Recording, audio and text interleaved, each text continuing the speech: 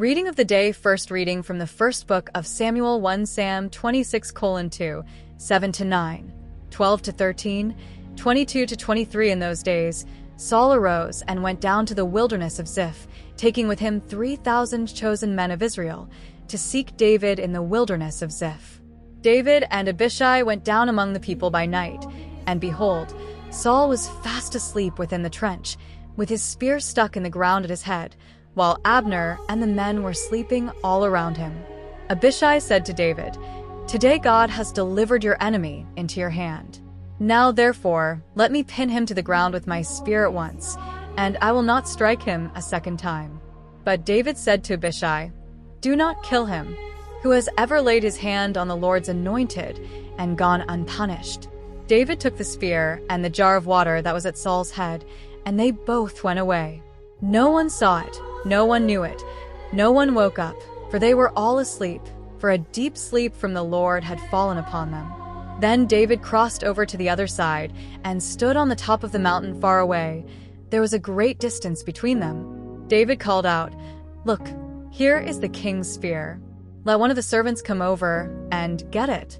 The Lord will repay each person according to his righteousness and faithfulness, because today the Lord delivered you into my hand, and I would not stretch out my hand against the Lord's anointed."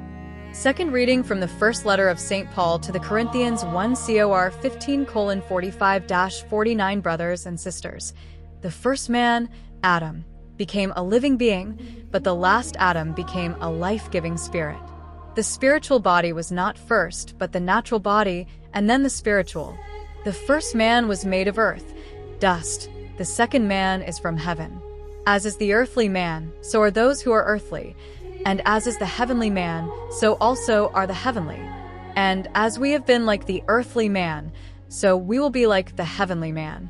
Gospel of the day from the Gospel according to Luke. Luke 6 verses 27-38. At that time, Jesus said to his disciples, "I say to you who listen, love your enemies, do good to those who hate you, bless those who curse you, pray for those who mistreat you. To him who strikes you on the cheek, offer the other also.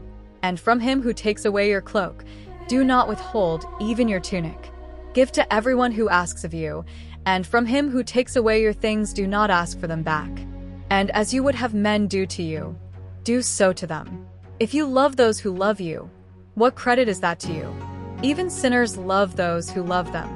And if you do good to those who do good to you, what credit is that to you? Even sinners do the same.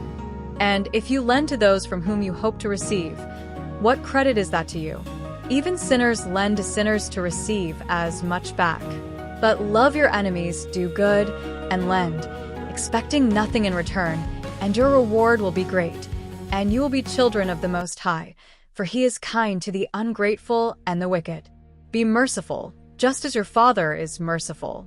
Do not judge, and you will not be judged. Do not condemn, and you will not be condemned. Forgive, and you will be forgiven. Give, and it will be given to you.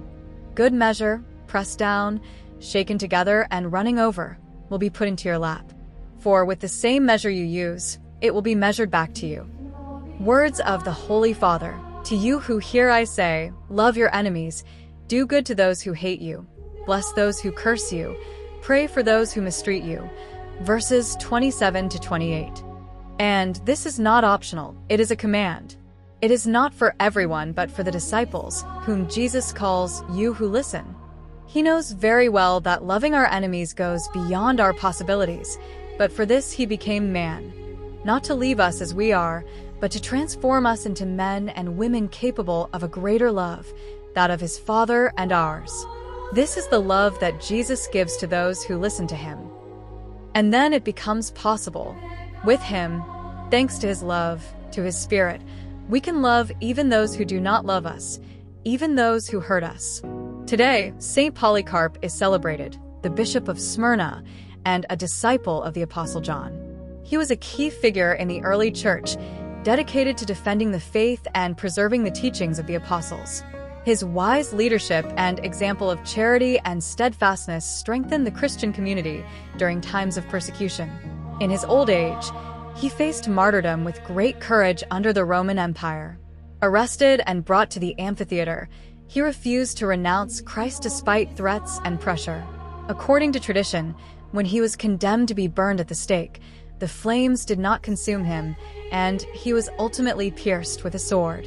His death became a symbol of faithfulness and hope for Christians. Even today, Saint Polycarp is invoked as a model of faithfulness and strength in belief.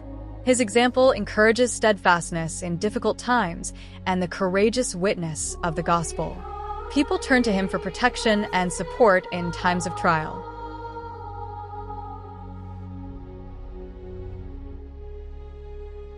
The Gospel and the Saint of the Day. If you wish to continue exploring spirituality and Christian history, don't forget to subscribe to the channel and turn on notifications so you don't miss the upcoming videos. May the peace and blessing of the Lord be with you always.